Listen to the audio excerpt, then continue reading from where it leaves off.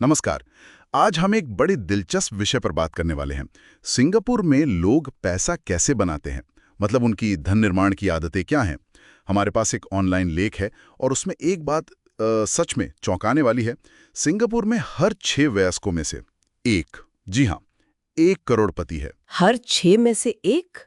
ये तो बहुत ज्यादा है। हाँ, वैश्विक औसत से 6 गुना और अमेरिका से भी 2 गुना, मतलब 16.7% सिंगापुर में और अमेरिका में 8.8%। तो फिर सवाल ये उठता है कि आखिर ये होता कैसे है? सिर्फ ज्यादा आय से तो नहीं हो सकता। बिल्कुल, आय ज्यादा है, ये सच है, पर पूरी कहानी वो नहीं है। ये उनकी सोच, उनकी रणनीतियों के बारे में ज्यादा है। तो चलिए इसी पर थोड़ी गहराई से बात करते हैं। पहली चीज जो मुझे बहुत दिलचस्प लगी वो है निवेश की शुरुआत, बहुत जल्दी। कितना जल्दी? मतलब लेख कहता है कि कई सिंगापुर वासी बच्चों के स्कूल जाने की उम्र से भी पहले उनके लिए निवेश फंड शुरू कर देते हैं। अच्छा। हाँ, जैसे जन्म प्रमाण पत्र मिला और साथ में निवेश खाता भी खुलवा दिया, ऐसा लगता है। ये तो कमाल है। मतलब ये सिर्फ पैसे बचाने की बात नहीं है, ये दिखाता है कि उनमें कितनी गहरी लंबी सोच है और चक्रवृद्धि ब्याज, कंपाउंडिंग की ताकत पर कितना विश्वास है। सही बात है, भविष्य के लिए बहुत मजबूत नींव। फिर एक और चीज देखिए, उनका सेंट्रल प्रोविडेंट फंड यानी सीपीएफ सिस्टम। हाँ, सीपीएफ। लोगों से सिर्फ रिटायरमेंट फंड नहीं मानते, नहीं, बिल्कुल नहीं। उसका पूरा मतलब स्मार्ट तरीके से इस्तेमाल करते हैं। जैसे स्पेशल अकाउंट में 4-5% गारंटीड रिटर्न मिलता है जी, जो कि काफी अच्छा है। और उस पैसे को प्रॉपर्टी खरीदने के लिए डाउन पेमेंट में भी इस्तेमाल कर लेते हैं और रिटायरमेंट इनकम की प्लानिंग भी उसी से करते हैं। हाँ, और ये सिर्फ सिस्टम में पैसा डालना भर नहीं है, ये उसे समझना है गहराई से और अपने फायदे के लिए इस्तेमाल करना है। ये दिखाता है कि वहाँ वित्तीय साक्षरता, फाइनेंशियल लिटरेसी कितनी जरूरी मानी जाती है। लोग नियमों में रहकर भी स्मार्ट तरीके अपनाते हैं। बिल्कुल, ये पैसिव सेविंग नहीं, एक्टिव स्ट्रैटेजी है। अच्छा, और एक बात, ये सिर्फ अकेला के लिए नहीं होता, परिवार का भी बड़ा रोल है। किस तरह से? सिंगापुर में कई पीढ़ियों का एक साथ रहना आम है, जो सिर्फ कल्चरल बात नहीं है। वो घर एक तरह से फाइनेंशियल पावर हाउस जैसे काम करते हैं। अच्छा। परिवार के लोग मिलकर पैसा जमा करते हैं, प्रॉपर्टी निवेश के लिए, कोई बिजनेस शुरू करने के लिए या कोई बड़ी चीज खरीदने के लिए। ये दिलचस्प है, ये सामूहिक नजरिया है। हाँ, और ये सिर्फ पैसों का गठजोड़ नहीं है, ये आपसी विश्वास पर टिका है।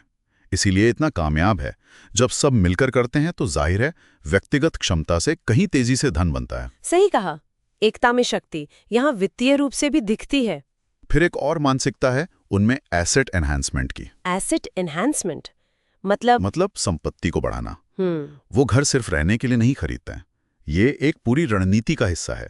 जैसे पहले सरकारी आवास एचडीबी फ्लैट लिया, हाँ। फिर सही समय देखकर उसे बेचा और एक निजी कॉन्डो में अपग्रेड किया। अच्छा। और फिर शायद आगे चलकर कोई ऐसी प्रॉपर्टी ली जिससे किराया आए, इनकम हो।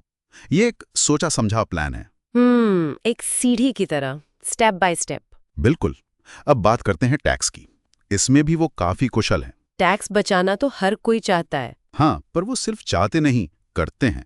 वे टैक्स छूट और सरकारी योजनाओं का पूरा फायदा उठाते हैं। और सबसे बड़ी बात शायद ये है कि कैपिटल गेन पर कोई टैक्स नहीं है। एग्जैक्टली।